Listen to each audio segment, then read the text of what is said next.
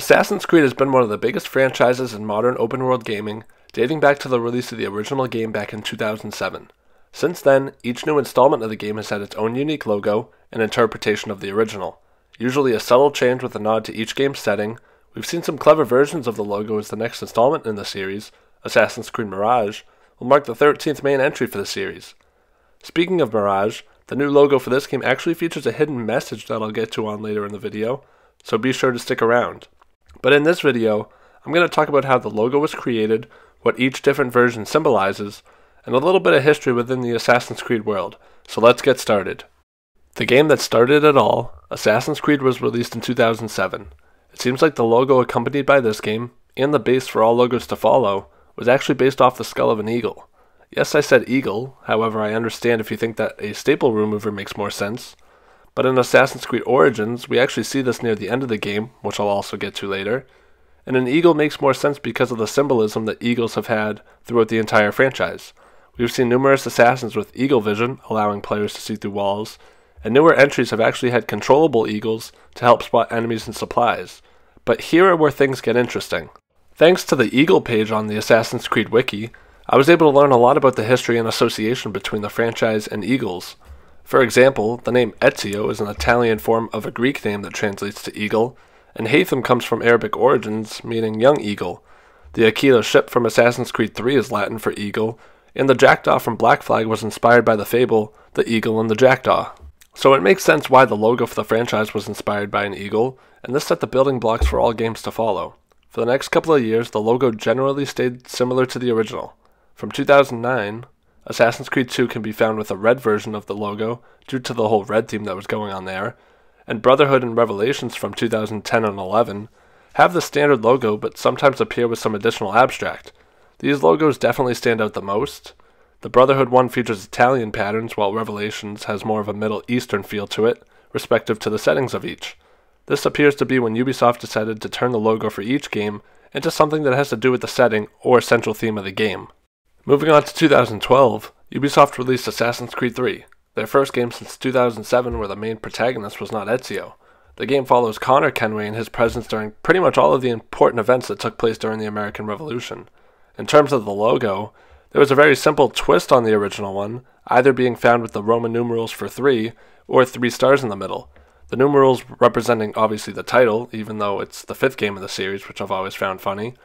This was the start of Ubisoft making minimal and simplistic changes to the logo, and while it isn't my favorite game in the series, I think that this logo was perfectly executed. Assassin's Creed Black Flag from 2013 does the complete opposite of Assassin's Creed 3 and decided to stick a skull right in the middle of the logo. I mean, one would have to be a fool to not know that this game is about pirates just by looking at the logo. The complete opposite of a subtle change up for interpretation, this logo is about as bold as pirates themselves, and it was actually represented quite frequently throughout the game, as the logo could be featured on the jackdaw, as the game features many missions that require Edward Kenway to take his ship to the seas. Next up in the series is Assassin's Creed Rogue. Honestly, in my opinion, the forgotten game of the series. This could be because it's the shortest main entry in the series, because it released on the same exact day as Assassin's Creed Unity, or because of its unique story allowing players to play as a Templar. This brings up the topic of the logo for this game. The first of 2 2014 titles features what at first glance appears to be an abstract design on the original logo, but the shattered look of it is actually meant to represent the betrayal of Shay Cormac towards the Assassin Brotherhood. I think that this is a really clever design, as it really takes one to understand the events that took place in the game to understand it, rather than just understanding the setting. Assassin's Creed Unity was the second game released alongside Rogue, and took place during the French Revolution. The simplistic idea of this logo is similar to Rogue's, and symbolizes the popular use of the guillotine.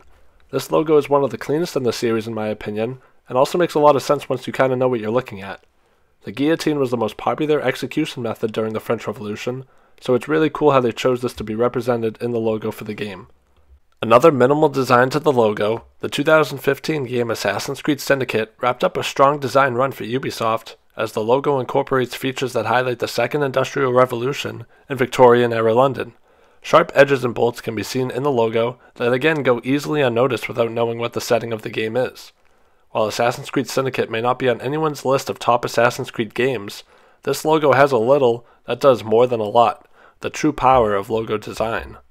Entering what is known as the RPG trilogy of the franchise, Assassin's Creed Origins released in 2017 after Ubisoft skipped 2016 in an effort to change the traditional formula of the franchise. At the time of release, it was the oldest setting for an Assassin's Creed game. The Ptolemaic period of the game takes place in 49 BC, and the game, hence the title, is described as the origin story of the Assassins. So many new ideas came from this game, which I think is a very underrated title in the series, but most notably we were introduced to the Hidden Ones. The Hidden Ones were the first incarnation of the Assassin's Brotherhood, created to work against the Order of the Ancients. This theme has been present in the 3 latest entries. But now let's get back to that clip from earlier. We see Bayek and Aya on a beach as the two discuss about going their separate ways, and Bayek holding the skull of an eagle. This was worn on his neck in remembrance of his son. But when the two decided to separate and swear themselves to this new creed, Bayek drops the necklace, which Aya removes from the sand shortly after, revealing what we know as the Assassin's Creed logo today.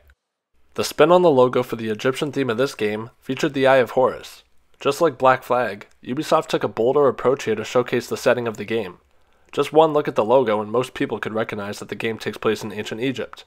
The gold color to it is also a nice touch, as gold was used a lot in the game's interface, and then obviously with the sand and pyramids.